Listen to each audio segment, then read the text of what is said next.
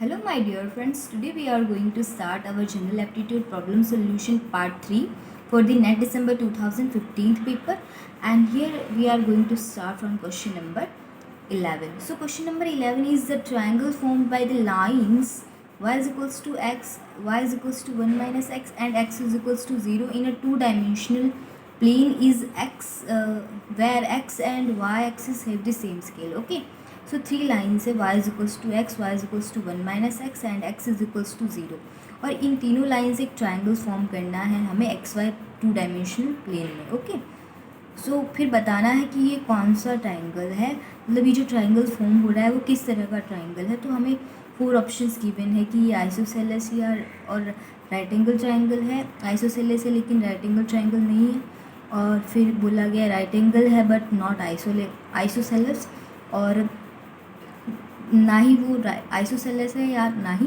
Right angle triangle है. सो चारों option में से कौन सा ऑप्शन राइट है, तो ये तो हमें एक रफ ग्राफ ड्रॉ करने से ही पता चलेगा कि किस तरह का ट्राइंगल फॉर्म हो रहा है. सो फ्रेंड्स, यहाँ पे मैंने पहले से ही ये ग्राफ ड्रॉ किया है ताकि वीडियो का लेंथ ज़्यादा ना हो, इसलिए ये जो ग्राफ है ना मैंने अकॉर्डिंग टू क्वेश्चन में जो भी गिवन है उसके अकॉर्डिंग ही मैंने ये ग्राफ ड्रॉ किया है. ठीक है, सो यहाँ पे ये x is equals to 0 line है. ठीक है, ओके, और फिर ये y is equals to 1 minus x वाला लाइन है, और ये y is equals to x line है. ठीक है, सो फ्रेंड्स यहाँ पे आप देख लीजिए कि अगर आप y is equals to x के लिए मैंने ये दो वैल्यूज सब्स्टिट्यूट किए. y is equals to x के लिए अगर आप y को 0 सपोज कर लो तो x भी 0 होगा, और y अगर 1 होगा तो x भी 1 होगा.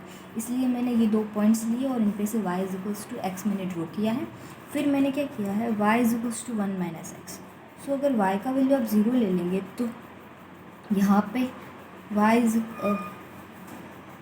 इक्वल्स टू 0 है. ठीक है, ये वाली line y is equals to 0 है और ये x is equals to 0 line है. So y is equals to 0 line के लिए 0 ले लेंगे तो ये क्या हो जाएगा, 0 is equals to 1 minus x, x is equals to 1 हो जाएगा. तो ये एक पॉइंट हो गया. फिर मैंने क्या किया, y is equals to 1 consider किया. ठीक है, y इज इक्वल्स टू 1 ले लेंगे तो ये क्या हो जाएगा, x इज इक्वल्स टू क्या हो जाएगा 0. So x is equals to 0 and 1.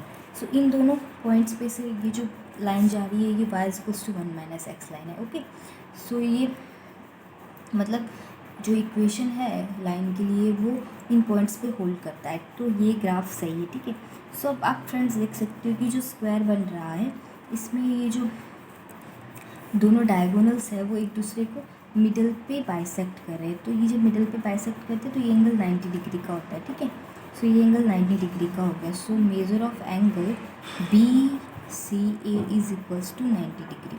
Okay, जब ये 90 डिग्री एंगल हो जाता है और फ्रेंड्स तो ये 90 डिग्री एंगल है, और वैसे भी आप इसका वैल्यू देख लीजिए तो अगर आप ये मिडल है यानी कि ये क्या है 1 है, तो ये क्या हो जाएगा,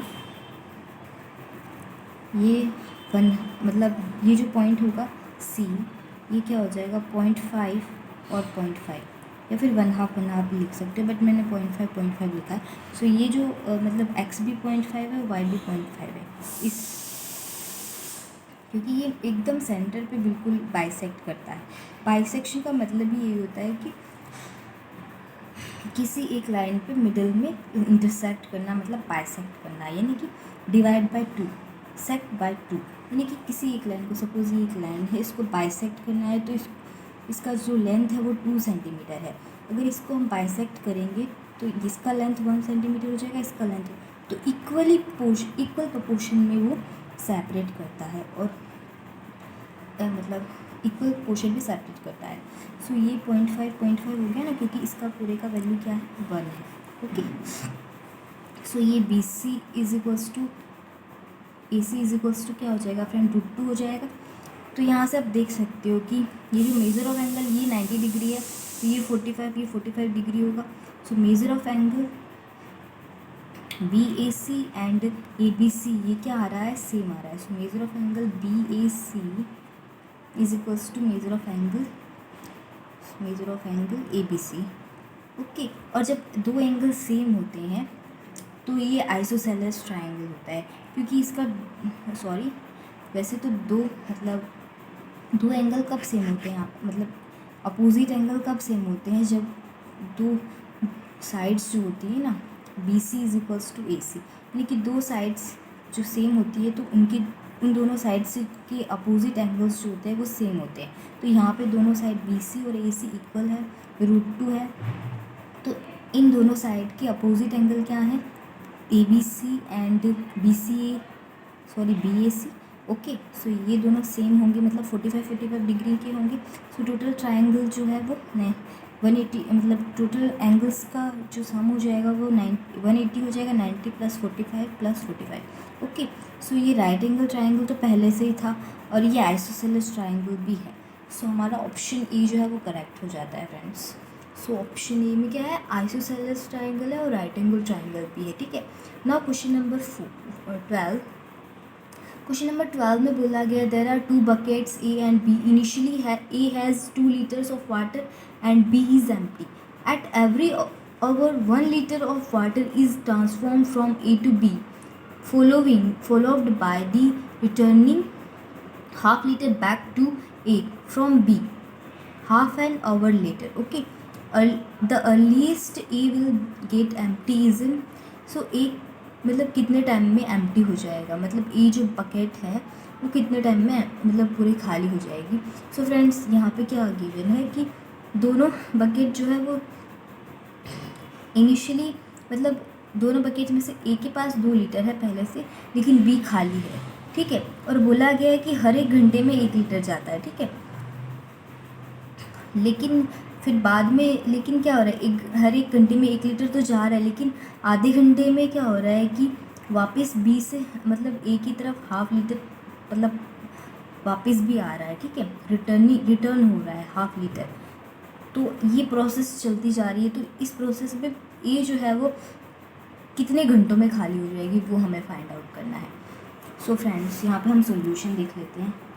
सो फ्रेंड्स हमारे पास मतलब बकेट ए में 2 लीटर है ऐसा हमारे क्वेश्चन में गिवन है, और बी जो है वो 0 लीटर यानी बी एम्प्टी है। ठीक है, सो हर 1 घंटे में, यानी कि सपोज़ हम टाइम कर अभी मतलब सपोज़ कर लेते कि अभी 1 बज रहा है। ठीक है, सो 1 PM और AM कुछ भी, तो हम PM ले लेते। ठीक है, सो दोपहर के 1 बज रहे हैं। ठीक है, और ये 2 लीटर में से मतलब 1 घंटे में ये 1 लीटर मतलब बी को मिलता है। ठीक है, इसमें से तो यानी कि 1 से 2। ठीक है, यानी कि 1 to 2 PM कितना B to A कितना मतलब A से B में कितना चला जाएगा फ्रेंड्स, 1 लीटर चला जाएगा। ठीक है, सो मैं यहाँ पे 1 लीटर बच जाएगा। ओके, और यहाँ पे 1 लीटर हो जाएगा। लेकिन आधे घंटे बाद क्या होता है, यानी कि 2:30 पे। ओके, 2:30 पे 2 to 2:30 2 PM to 2:30। Okay, so 2 PM to 2:30 PM इसमें हाफ लीटर वापस आ जाता है। ठीक है, सो ये 1.5 लीटर हो जाएगा और ये कितना हो जाएगा, हाफ लीटर। ठीक है, फिर वापस इसमें 1 लीटर जाता है। ओके, सो यानी इधर हाफ लीटर बचा। ओके, और इधर हाफ लीटर 1 लीटर चला गया, तो इधर 1.5 लीटर हो गया, 1.5 लीटर। ओके, 1.5 लीटर हो गया। तो ये कितने में हुआ, 2:30 to 3:30 हुआ, क्योंकि 1 घंटे में 1 लीटर आया ना। लेकिन फिर वापस क्या होता है, 3:30 to 4 PM 3:30 to 4 PM क्या हो जाएगा, हाफ लीटर वापस इधर आएगा। सो हाफ लीटर इधर वापस आ गया, सो ये 1 लीटर हो गया, और ये कितना हो गया, ये 1 लीटर हो गया। ठीक है, तो अभी 1 लीटर इधर आ गया, तो इधर 0 लीटर बचा, और इधर 2 लीटर हो गया। ओके, सो ये मतलब एक खाली हो गया, लेकिन ये कितने घंटों में खाली हुआ, ये मतलब ये जो 3:30 to 4 PM जो है वो हाफ लीटर बैक हुआ, लेकिन 4 PM से मतलब खाली तो हो गया। ठीक है, 4 PM to 5 PM के अंदर खाली हो ही जाता है। ठीक है, सो कितने घंटे लगे हमें, 1 to 2। ठीक है, 1 घंटा, फिर 2 to 2:30 हाफ आवर, और 3:30 to 4 ये कितना हो गया, हाफ आवर, तो 2 आवर हो गया। और ये 4 to 5 PM, क्योंकि वापस 1 लीटर यहाँ से बी के अंदर आने में कितना, 1 घंटा और लगा ना, सो 5 PM, सो टोटल 3 घंटे में खाली हुआ है, ठीक है, okay. So option number C is the correct answer. Now question number 13। Question number 13 में बोला गया है statement A the following statement is true, and statement B बोलता है कि the preceding statement is false.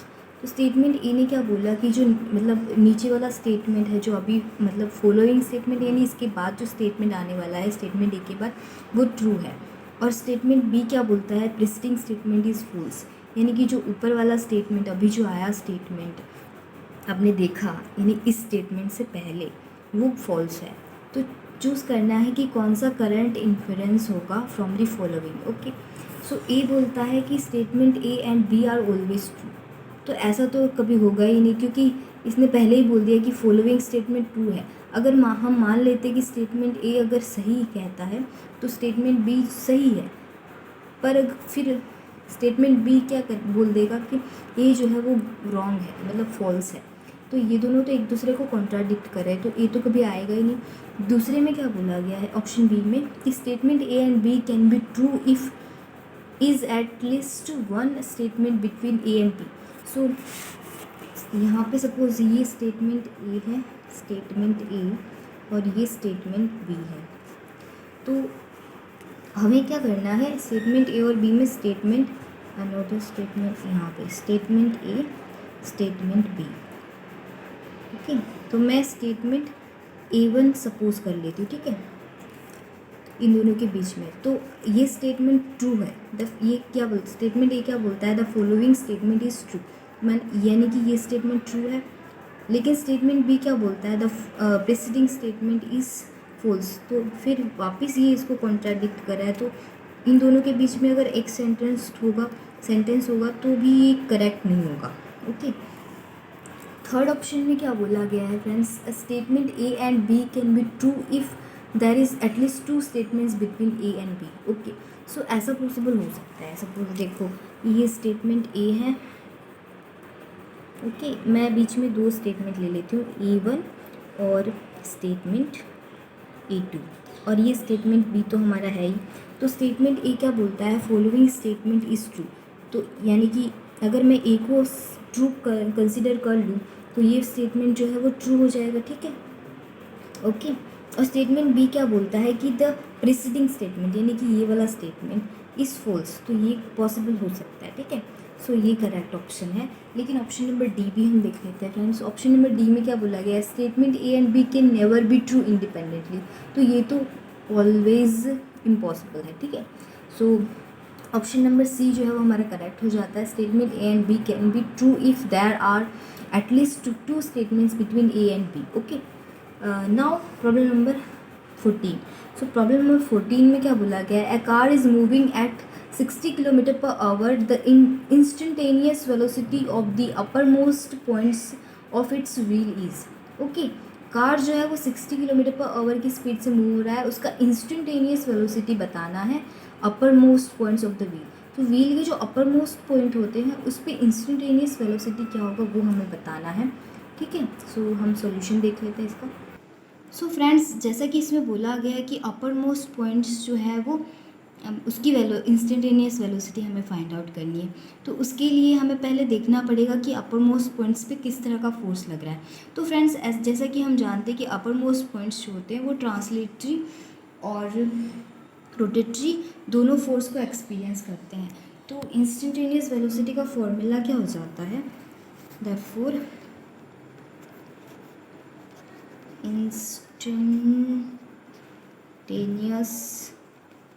instantaneous velocity of the uppermost points, okay। So uppermost points की instantaneous velocity क्या हो जाती है, translatory force plus rotatory force, okay. Translatory force plus rotatory force. Okay, so translatory force कैसे लग रहा है, 60 kilometre per our लग रहा है, ठीक है, क्योंकि व्हील जो होते हैं वो कुछ इस तरह से मतलब ऐसे, ये रोटेटरी फोर्स हो गया, ठीक है, ये रोटेटरी फोर्स ऐसे लगता है और ट्रांसलेटरी फोर्स ऐसे ट्रांसलेट हो रहा है, ठीक है, तो ये जो मतलब ऐसे, ओके, ऐसे ट्रांसलेट हो रहा है, ठीक है, तो 60 किलोमीटर पर आवर प्लस जो रोटेटरी फोर्स है वो भी 60 किलोमीटर पर आवर की मतलब स्पीड से। यहाँ पे फोर्स जो है वो वेलोसिटी की टर्म्स में लग रहा है, तो आप सोच रहे होंगे कि यहाँ पे मैं फोर्स बोल रही हूँ और मैं वेलोसिटी का मतलब जो है वो डायमेंशन लग रहा है, यहाँ पे किलोमीटर पर आवर तो वेलोसिटी का डायमेंशन होता है ना, और यहाँ पे तो मैं फोर्स बोल रही हूँ, यहाँ पे फोर्स जो है वो इन टर्म्स ऑफ वेलोसिटी लग रहा है। ओके, सो यहाँ पे टोटल 120 किलोमीटर पर आवर हो जाएगा। ओके, सो हमारा करेक्ट आंसर है 120 किलोमीटर पर आवर। ओके, हमारा करेक्ट आंसर 120। ओ, यहाँ पे 120 दो ऑप्शन में गिवन है, फॉरवर्ड और बैकवर्ड। सो फ्रेंड्स, जैसा कि हमें पता है कि हमारे अपर मोस्ट पॉइंट्स जो होते हैं व्हील्स के वो फॉरवर्ड डायरेक्शन में जो होते हैं वो मूव कर रहे होते हैं, so that is why 120 kilometre per our जो है वो फॉरवर्ड डायरेक्शन में लगेगा। सो ऑप्शन नंबर बी जो है वो करेक्ट हो जाएगा friends. Now question number 15। Question number 15 में हमें बोला गया if D plus I plus M is equals to 1501 okay, and C plus I plus V plus I plus L is equals to 157, L plus I plus V plus I plus D is equals to 557, C plus I plus V plus I plus C is equals to 207।